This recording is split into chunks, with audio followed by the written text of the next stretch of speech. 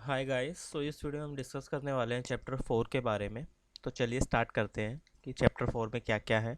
इसको हम पूरा प्रैक्टिकली पढ़ने की कोशिश करेंगे, समझ के कि वो बेसिकली क्वेश्चंस बोलना क्या चाहते हैं। तो चलिए स्टार्ट करते हैं। Let me check. चलिए स्टार्ट करते हैं इसे। हमारा फर्स्ट क्वेश्चन है, explain the meaning of the combination strategy. नाम से पता चल रहा है कुछ स्ट्रेटजीज का कॉम्बिनेशन। चलिए देखते हैं। Combination strategies refers to mix of the different strategies like stability, expansion, diversification और रिट्रेसमेंट। कॉम्बिनेशन स्ट्रेटजीज आपकी क्या है? काफ़ी सारी स्ट्रेटजीज हैं, उनको मिक्स कर दिया गया है। इसमें आपकी चाहे स्टेबिलिटी हो, एक्सपेंशन हो, डाइवर्सिफिकेशन हो या रिट्रेसमेंट हो, एक पर्टिकुलर सिचुएशन के हिसाब से जो एंटरप्राइज फेस कर रही है। और basically strategy of the diversification और द एक्विजिशन में call the retracement in the some obsolete product line. जो आपकी जो स्ट्रेटजी होती है डाइवर्सिफिकेशन की या एक्विजिशन की, उसका आप बोल सकते हो retracement in the some obsolete production line. मतलब जो प्रोडक्शन लाइन, सपोज आप ये बोल सकते हो कि पहले मेरे सिंपल नोकिया वाले फ़ोन्स आते थे जो मल्टीमीडिया फ़ोन्स नहीं होते थे, और अब मेरे क्या है एंड्रॉयड फ़ोन्स आने लगे हैं। तो एक तरह से उसमें मैंने डाइवर्सिफिकेशन स्ट्रेटजी लगा दी है। डाइवर्सिफिकेशन मतलब मैं मल्टीमीडिया फ़ोन को अब बनाने लगा हूँ कंपेयर टू वो बैटरी वाले फ़ोन सिंपल। अब मैं एंड्रॉयड फ़ोन बनाने लगा हूँ। तो उस चीज़ को आप बोल सकते हो कि वो डाइवर्सिफिकेशन है, कि एक बिज़नेस को चेंज कर लेना। तो ये क्वेश्चन भी उसी तरह कहने की कोशिश कर रहा है कि काफ़ी सारे स्ट्रेटजी का मिक्सर। और इसको ये भी बोल सकते हैं स्ट्रेटजी ऑफ द डाइवर्सिफिकेशन और एक्विजिशन, ये भी हो सकती है कि आप कुछ जो ऑब्सोलीट प्रोडक्ट लाइन है आपकी, ऑब्सोलीट मतलब जो पुरानी हो चुके हैं टेक्नोलॉजी, उसको आपने बंद कर दिया, उसको डाइवर्सिफाई कर लिया। Explain the meaning of directional strategy. The corporate strategy a firm can adopt have been classified into four broad categories. जो आपकी कॉर्पोरेट स्ट्रेटजीज होती हैं, जो कोई भी फर्म अडोप्ट कर रही है, उसको आप क्लासीफाई कर सकते हो चार ब्रॉड कैटेगरीज में। सबसे पहले हो गया आपकी स्टेबिलिटी, फिर हो गया आपका एक्सपेंशन, फिर आ गया रिट्रेंचमेंट, फिर आ गया कॉम्बिनेशन। उसका आप बोल सकते हो डायरेक्शनल स्ट्रेटजी है या एक ग्रैंड स्ट्रेटजी है। They are often called the masters और द बिजनेस स्ट्रेटजी। इसको आप मास्टर और बिजनेस स्ट्रेटजी भी बोल सकते हो, जो एक प्रोवाइड करती है आपको बेसिक डायरेक्शन स्ट्रेटेजिक एक्शन के लिए और आपके लॉन्ग टर्म गोल्स को अचीव करने के लिए। जो आप अपने लॉन्ग टर्म ऑब्जेक्टिव्स को अचीव करना चाहते हो, उस चीज़ को अचीव करने के लिए आपको डायरेक्शन प्रोवाइड करती है। A number of the cost element affect the relative attractiveness of the general strategy. Like आपकी नेक्स्ट है कोस्ट लीडर स्ट्रेटजी। तो a number of the cost element, जो आपके जितने भी कोस्ट के एलिमेंट्स हैं वो अफेक्ट करते हैं आपकी अट्रैक्टिवनेस को, जो आपकी जेनरिक स्ट्रेटजी में हो रही है। या आपके कोस्ट एलिमेंट है, उनकी वजह से आपकी जो अट्रैक्टिवनेस है प्रोडक्ट्स की, वो भी इफेक्ट होती है, क्योंकि ज़्यादा कोस्ट होगी वो कम बिकेंगे। A successful cost leader strategy usually permits the entire firm as evidence by higher efficiency, lower overhead cost and the waste reduction. जो अगर आपकी कोस्ट लीडरशिप स्ट्रेटजी काफ़ी बढ़िया होगी, तो उस केस में आपकी जो एफिशिएंसी होगी वो भी हाई होगी। एफिशिएंसी हाई कैसे होगी? आप कम कॉस्ट में ज़्यादा प्रोडक्शन कर पाओगे। ओवरहेड कॉस्ट है आपकी काफ़ी लो होगी, और जो वेस्ट का रिडक्शन है वो भी आपका ज़्यादा होगा उस केस में। जो लो कॉस्ट लीडरशिप स्ट्रेटजी है, उसका आप बोल सकते हो कि no competitor are able to imitate. कोई भी कॉम्पिटिटर इसको इंटीमेट नहीं कर पाएगा। That it can be result in sustainable competitive advantage to the cost leader firm. तो ये कॉस्ट लीडर एडवांटेज होगी किसको? कॉम्पिटिटिव एडवांटेज होगी जिस कंपनी कॉस्ट कम है। आप चाइना को देख लो। चाइना में बेसिकली क्या है, उनकी कॉस्टिंग कम है किसी प्रोडक्ट को बनाने की, तो कोई भी चाइना को कम्पीट नहीं कर पाता। क्योंकि अगर आप कोई प्रोडक्ट 10 रुपये में बनाओगे तो चाइना वाले उसी चीज़ को 5 रुपये बना के दे देंगे आपको। तो यही उनका एक बेसिकली कॉम्पिटिटिव एडवांटेज है, और वो सस्टेनेबल है। मतलब वो ये भी नहीं है कि एक दो दिन की है, वो सस्टेन करते रहते हैं लंबे टाइम तक। तो उन्होंने स्ट्रेटजी पे ज़्यादा काम किया है। Best cost provider strategy, basically ये क्या हो सकती है? बेस्ट कॉस्ट प्रोवाइडर स्ट्रेटजी ये बोल सकते हो कि involving the providing a customer more value for the money by emphasising the low cost and the better quality differences.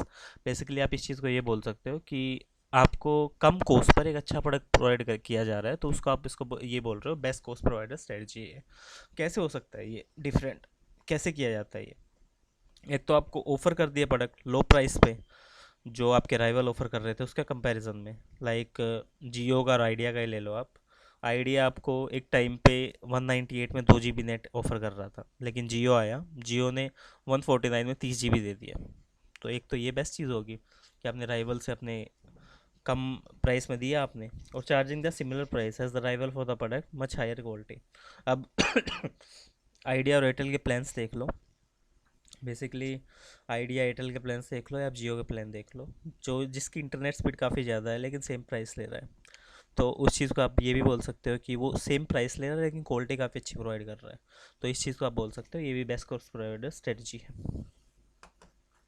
Next है शॉर्ट आंसर टाइप, क्या हो सकते हैं। सबसे पहले हमारा ये देखते हैं कि ये रीजंस के साथ हमें करेक्ट और इनकरेक्ट बताने हैं। तो strategic planning is a attempt to improve the operational efficiency.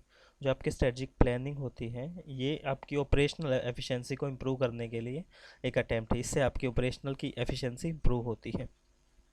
तो कैसे करते हैं ये strategic planning, an important component of the strategic management. Strategic planning क्या है, एक इम्पोर्टेंट कंपोनेंट है किस चीज़ का, स्ट्रेटजिक मैनेजमेंट का। Involve the developing a strategy to meet the competition. Basically आपकी जो स्ट्रेटजी है वो कंपटीशन को मीट करने के लिए बनाई गई है। And ensure the long term survival, और एक लॉन्ग टर्म सर्वाइवल दिखाती है आपका, एंड ग्रोथ, और ग्रोथ दिखाएगी। जो स्ट्रेटजिक प्लानिंग है ये फंक्शन किसका है, टॉप मैनेजमेंट का। Top management level in the organisation का एक फंक्शन है, और ये रिलेट करता है ऑर्गेनाइजेशन से उसके इन्वायरमेंट के हिसाब से। और जो आपकी ऑपरेशनल एफिशिएंसी है वो डायरेक्ट आउटकम नहीं होती स्ट्रेटजिक प्लानिंग का। तो इस चीज़ को आप ये बोल सकते हो।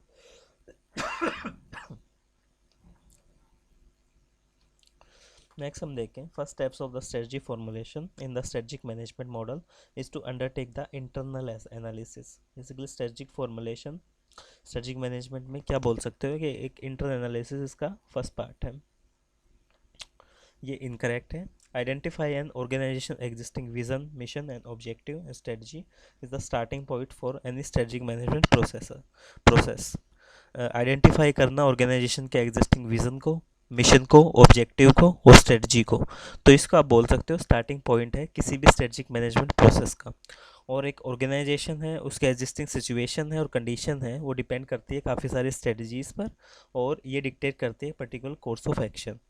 अगर आप डिटरमाइन करो विज़न को और मिशन को, ये अगर आपको लॉन्ग टर्म डायरेक्शन प्रोवाइड करेगी, ये डिमेलिटेट करेगी जो कि जिस काइंड की inter what kind of the enterprises the company is trying to become. Basically आपको बताएगी कि आप किस तरह की एंटिटी बनना चाहते हो, और इन्फ्यूज़ करेगी ऑर्गेनाइजेशन को उसी चीज़ के लिए, पर्पसफुल एक्शन फिल करने के लिए। और ऑर्गेनाइजेशन है उसको इन्फ्यूज़ करेगी उसी सेंस में कि आप पर्पसफुल एक्शन को कंप्लीट कर सको या नहीं।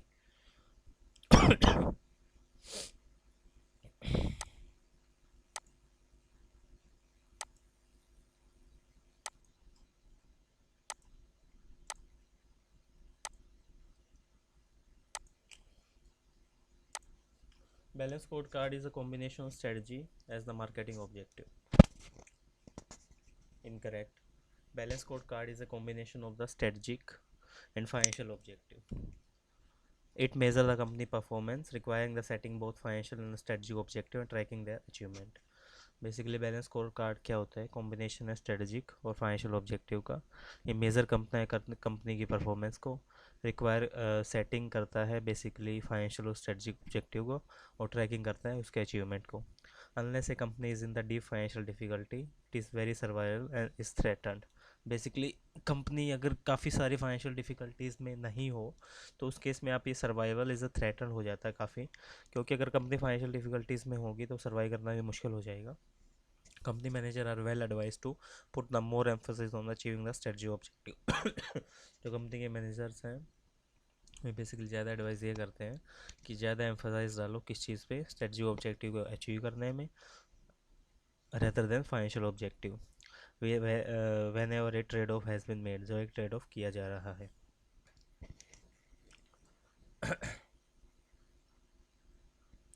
Divesting a major product line or marketing in the organization can be termed as retrenchment strategy. तो रिट्रेचमेंट स्ट्रेटजी कैसे हो सकती है? Correct. An organization can be redefine its business by divesting a major product line or market. Organization basically अपना business को redefine कर रही है किसी प्रोडक्ट लाइन को बंद करके या उसको बेच के। Divesting can be termed as retrenchment strategy, divesting retrenchment strategy हो सकती है. द एंटरप्राइजेज में withdraw from the margin market and withdraw the some brands और साइज ऑफ द प्रोडक्ट. जो एंटरप्राइज है जिसमें उसको ज़्यादा प्रॉफिट नहीं हो रहा, उन ब्रांड्स को विड्रॉ कर देती है मार्केट से और उन प्रोडक्ट्स को भी विड्रॉ कर देती है. इट में also withdraw the some of the slow moving product, और कुछ स्लो मूविंग प्रोडक्ट्स हैं उनको भी उसने निकाल दिया मार्केट से. In an extreme manner it may seek the retirement either from the production और the marketing activity. Extreme manner में आप ये बोल सकते हो कि रिटायरमेंट ऐसे हो सकती है बेसिकली प्रोडक्शन से या मार्केटिंग एक्टिविटी से.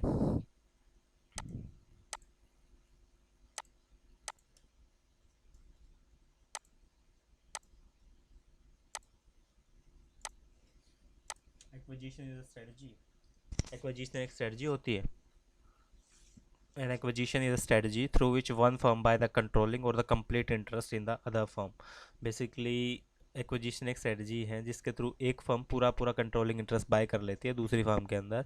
And acquisition of an existing concern is an instant means of achieving the growth through the expansion और डाइवर्सिफिकेशन.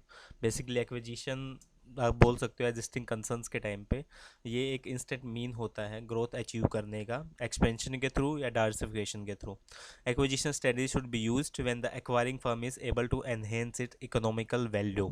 Basically acquisition strategy काफ़ी यूज़ की जाती है जब acquiring firm अपनी economic value को increase करना चाहती हो through the ownership and the use of the assets that are required. ownership के थ्रू या अपनी assets को यूज़ करके जो उसने acquire की हैं. Diversification only involves entering in a new business that are related to the existing business of the organizations. Diversification basically वो है कि एक नए बिजनेस में एंटर करना जो रिलेटेबल है existing business of the organisation से. तो ये इनकरेक्ट है. डाइवर्सिफिकेशन बेसिकली वो चीज़ होती है कि आप एक टाइम पे कपड़े बना रहे थे तो आपने जूते भी बनाना शुरू कर दिया. वो रिलेटेबल नहीं है दोनों की दोनों चीज़ें, लेकिन आपने सोचा कि ये सेगमेंट में ऐड करने के लिए बनाना शुरू कर देते हैं. तो organization can diversify into the business that are vertically or the horizontally related to the existing business. organization diversify कर सकती है किसी business के अंदर जो vertically या horizontally एक existing business से related है. the diversification is not limited to related business. diversification आपका limited नहीं होता किसी भी related business के through. in the conglomerate diversification the new business and the products are disjoint from the existing business. Conglomerate diversification में जो आपके नए प्रोडक्ट्स होते हैं वो बेसिकली एग्जिस्टिंग प्रोडक्ट से अलग होते हैं and there is a no connection between the new product and the existing one. और नए प्रोडक्ट्स के बीच में और नए बेसिकली आपके नए प्रोडक्ट से बीच में और पुराने प्रोडक्ट से बीच में प्रोसेस टेक्नोलॉजी फंक्शन एक्सेट्रा में कोई भी कनेक्शन नहीं होता. Vertical diversification integrate the firm forward and the backward in the product chain. In the vertical integrated diversification, firms opt to engage in the business that are related to the existing business of the firm. Basically, vertical integrated diversification में आप ऐसे business में engage होते हो जो related होता है आपके एग्जिस्टिंग बिजनेस से और it move the forward and the backward in the chain. आप इसमें फॉरवर्ड भी जा सकते हो चेन के अंदर और बैकवर्ड भी आ सकते हो and enter the specific products with the intention of making them part of the new business. और नए नए प्रोडक्ट्स आप इसलिए ऐड करते हो इस इंटेंशन के साथ कि आप अपने नए बिजनेस का पार्ट उसमें बन सको.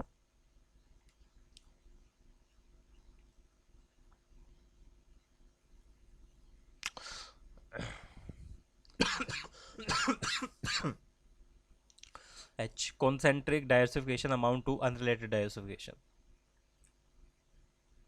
Concentric diversification amount to related diversification. Basically related diversification होता है ये.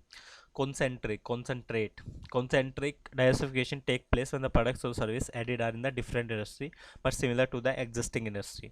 Basically concentric diversification तभी होता है जो प्रोडक्ट और सर्विसेज हैं आपकी वो डिफरेंट इंडस्ट्रीज की हों लेकिन वो सिमिलर होती है आपके एग्जिस्टिंग प्रोडक्ट्स और सर्विसेज के through with respect to technology और द प्रोडक्शन. अपनी टेक्नोलॉजी के हिसाब से और प्रोडक्शन के हिसाब से और मार्केटिंग चैनल और कस्टमर्स के हिसाब से. Liquidation the last resort option for the business organizations. Liquidation as a form of the retrenchment strategy is considered as the most extreme and unattractive. Liquidation basically retrenchment strategy का part है और इसको आप एक extreme और unattractive बोल सकते हो. It involve the closing down the firm and selling its assets. Basically इसमें क्या करते हैं कि फर्म को बंद कर देते हैं और उसके एसेट्स को बेच देते हैं. It is considered as a last resort. Basically आप इसको लास्ट रिजोर्ट बोल सकते हैं, बिल्कुल आखिरी काम है ये तो. It leads to the serious consequences such as loss of the employment for the worker and the other employees. इसमें काफ़ी सीरियस कॉन्सिक्वेंसेज होते हैं, काफ़ी सीरियस परिणाम होते हैं इसके. एम्प्लॉयमेंट चले जाना वर्कर्स की और अदर एम्प्लॉयज़ की, टर्मिनेशन हो जाना अपॉर्चुनिटीज़ का एक फर्म के लिए जो वो अचीव करना चाहते थे, स्टिग्मा ऑफ द फेयर मतलब फेलियर का धब्बा लग जाना. The company management, government, bank and the financial institution, trade union, supplier, creditor and other agency are extremely reluctant to take the decisions. Basically ये सारे जो आपकी जितने भी मैनेजमेंट है, गवर्नमेंट है, बैंक्स वगैरह है, ये डिसीजंस नहीं लेती and ask for the liquidation, और बेसिकली बोलते हैं कि हमें लिक्विडेशन कराना चाहिए.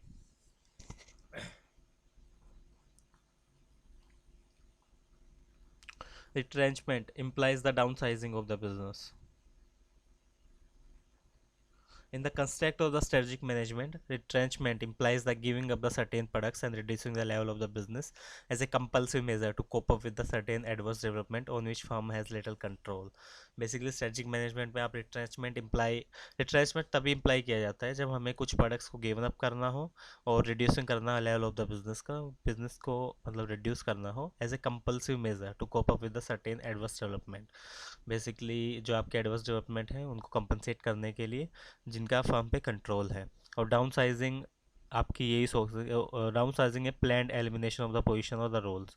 बेसिकली डाउन साइजिंग वो हो सकता है कि आपकी किसी भी पोजीशन या किसी रोल को आपने ख़त्म कर दिया. और retrenchment does not imply the downsizing. Retrenchment में कोई डाउन साइजिंग नहीं होती. The latter is often use implement retrenchment strategy.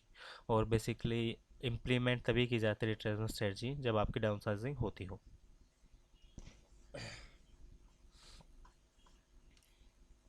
Stability is not a doing nothing strategy. Stability strategy are implemented by the approaches wherein the few functional changes are made in the products on the market. Stability strategy implement की जाती है उन approaches के through जिसमें कुछ functions changes आपके product या market में किए जाएं. It is not a doing nothing strategy. ये कोई डूइंग नथिंग स्ट्रेटजी नहीं है. It involve keeping the track of the new development to ensure that the strategy continue to make the sense. Basically आप ये बोल सकते हो कि आपने कई डेवलपमेंट्स को ट्रैक कर लिया है, ये इंश्योर करने के लिए स्ट्रेटजी है आपकी एक सेंस बना रही है. This strategy is typical for the mature business organization. आपकी बेसिकली मैच्योर बिजनेस ऑर्गेनाइजेशन के लिए होती है. और some the small organization will also frequently use the stability as a strategy focus to maintain the comfortable market. Small organization भी strategy को use करती हैं एक कंफर्टेबल मार्केट बनाने के लिए, प्रॉफिट पोजीशंस को मेंटेन करने के लिए.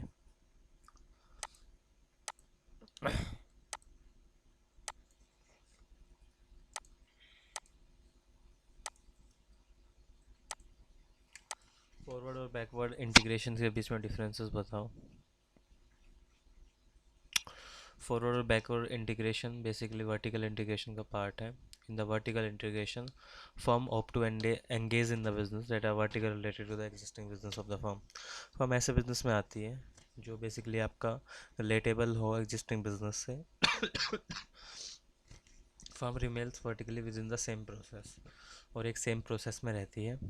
While diversifying firm opt to engage in the business that are link forward और the backward in the chain. Basically diversification में क्या होता है, फर्म एक ऐसे बिजनेस को ऑप्ट करती है जिसमें आप फॉरवर्ड लिंकिंग करते हैं, बैकवर्ड लिंकिंग करते हो चेन के अंदर, और एंटर द स्पेसिफिक प्रोडक्ट और the process with the intention of making them new business of the firm. और किसी स्पेसिफिक प्रोडक्ट या किसी प्रोसेस को एंटर करते हो इस इंटेंशन के साथ कि हमारा एक नया बिजनेस खड़ा होगा. And the backward integration is step forward creation of the effective supply bye entering the business of the input provider. Backward integration में क्या होता है कि आप बेसिकली अपने बिजनेस इनपुट प्रोवाइडर के बिजनेस में आ जाते हो. लाइक इसको ऐसे बोल सकते हैं कि आपका ब्रेड बनाने का काम है, ब्रेड और बिस्किट की आपकी बेकरी है, लेकिन आपने आटे की मिल भी लगा ली, साथ में आप आटा भी खुद का ही बनाते हो और उसी आटे से ब्रेड बनता है.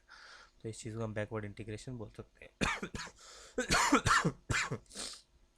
Strategy employed employed to expand the profit and gain the greater control over the production of the product. Basically strategy employ किए जाते हैं एक्सपेंड करने के लिए प्रॉफिट को और एक कंट्रोल लेने के लिए प्रोडक्शन ऑफ द प्रोडक्ट पे। बेसिकली इससे आपका ये प्रोडक्शन पे कंट्रोल इस तरह रहेगा कि अगर आप आटा भी आप खुद ही बना रहे हो तो अपनी प्रोडक्शन में खुद ही कंट्रोल कर सकते हो, आपको इनपुट किसी से लेना नहीं पड़ेगा। ए कंपनी विल परचेज और build a business that will increase its own supply capability power. जो कंपनी परचेज करती है या एक बिज़नेस को बिल्ड करती है, इंक्रीज़ करता है उसकी सप्लाई की कैपेबिलिटी को, और बेसिकली आपकी कॉस्ट ऑफ प्रोडक्शन और काफ़ी कम हो जाती है। जो फॉरवर्ड इंटीग्रेशन है वो उसमें आप फॉरवर्ड मूव करते हो वैल्यू चेन में और एंटर करते हो बिजनेस लाइन में जो एग्जिस्टिंग प्रोडक्ट्स को यूज़ करती हैं। फॉरवर्ड इंटीग्रेशन बेसिकली आपका वो हो सकता है जिसमें आपकी ऑर्गेनाइजेशन है एक ऐसे बिजनेस में आती है जिसमें डिस्ट्रीब्यूशन चैनल्स भी इंक्लूड है।